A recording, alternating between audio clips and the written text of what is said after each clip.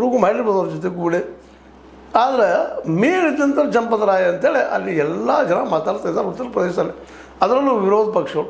ಇಲ್ಲಿವರೆಗೆ ಹೇಗೋ ನುಗ್ಗುತ್ತಾ ಬಂದರು ನಮ್ಮ ವಿಶೇಷವಾಗಿ ಅಲ್ಲಿಯ ಯೋಗಿ ಆದಿತ್ಯನಾಥ್ ಅವರು, ಗೋರಖ್ಪುರದಿಂದ ಬಂತ ಅಲ್ಲಿ ಒಂದು ಮಠದ ಸ್ವಾಮೀಜಿ ಇವರೆಲ್ಲ.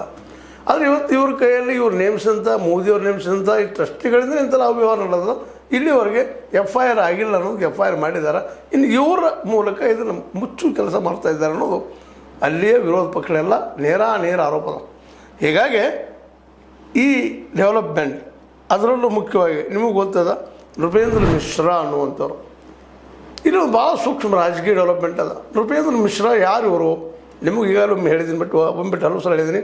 ಇವರು ಮುಲಾಯಂ ಸಿಂಗ್ ಯಾದವ್ ಸರ್ಕಾರ ಇದ್ದಾಗ ಕರ ಸೇವಕರ ಮೇಲೆ ಗುಂಡು ಹಾರಿಸೋದಕ್ಕೆ ಕಾರಣಕರ್ತರಾದವರು ಅಂತ ಇವತ್ತಿಗೆ ಅವ್ರ ಮೇಲೆ ಆರೋಪ ಅದ.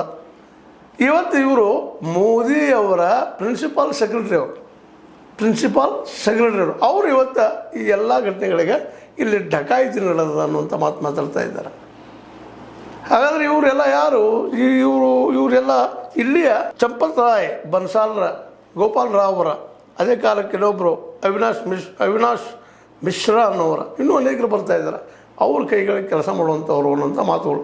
ಅಂದರೆ ಒಟ್ಟಾರೆಯಾಗಿ ಭೂಮಿ ಹಗರಣ ನಡೆದಿಲ್ಲ, ನೂರಾರು ಕೋಟಿಗಳಲ್ಲೇ ಟ್ರಸ್ಟ್ನ ದುಡ್ಡನ್ನು ಬೇಕಾಬಿಟ್ಟು ಖರ್ಚು ಮಾಡಿ ಭೂಮಿ ಖರೀದಿ ಮಾಡಿದರೆ ಟ್ರಸ್ಟ್ ಹೆಸರಲ್ಲೇ. ಇನ್ನೂ 10-20 ವರ್ಷ ಆದರೂ ಅಷ್ಟು ರೇಟ್ ಬರಲಿಕ್ಕೆ ಸಾಧ್ಯ ಇಲ್ಲವು. ಆ ಪ್ರಮಾಣದಲ್ಲಿ ರೇಟ್ ಮಾಡಿ ಮಾರ್ಕೊಂಡ್ಬಿಟ್ಟಿದ್ದಾರೆ.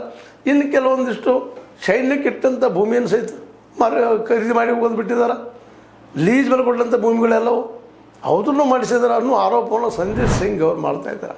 ಸಂಜಯ್ ಸಿಂಗ್ ಅಂತ ನೇರವಾಗಿ ಇದನ್ನು ಯೋಗಿಯವರ ಮತ್ತು ಮೋದಿಯವರ ಮೇಲೆ ಆರೋಪ ಮಾಡ್ತಾ ಇದ್ದಾರೆ. ಇದಕ್ಕೆಲ್ಲ ಇವರ ಕಾರಣರು, ಇವರಿಂದ ಇದೆಲ್ಲ ಆಗ್ಯದ ಅಂತೇಳಿ ಇಲ್ಲಿವರೆಗಿನ ಡೆವಲಪ್ಮೆಂಟ್ ನೋಡಿದ್ರೆ ಹೌದಲ್ಲಪ್ಪ ಇದು ಅಂತ ಅನ್ನಿಸ್ತಾ ಇದೆ.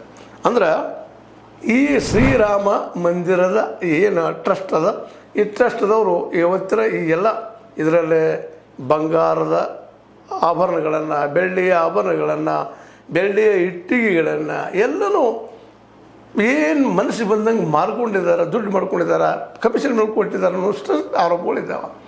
ಹೀಗಾಗಿ ರಾಮ ಮಂದಿರದ ಇವತ್ತಿನ ಇವೇನು ಘಟನೆಗಳಾಗಿದ್ದಾವೆ ಇದಕ್ಕೆಲ್ಲನೂ ಇವರೆಲ್ಲರೂ ಕಾರಣರು ಅನ್ನುವಂಥದ್ದು.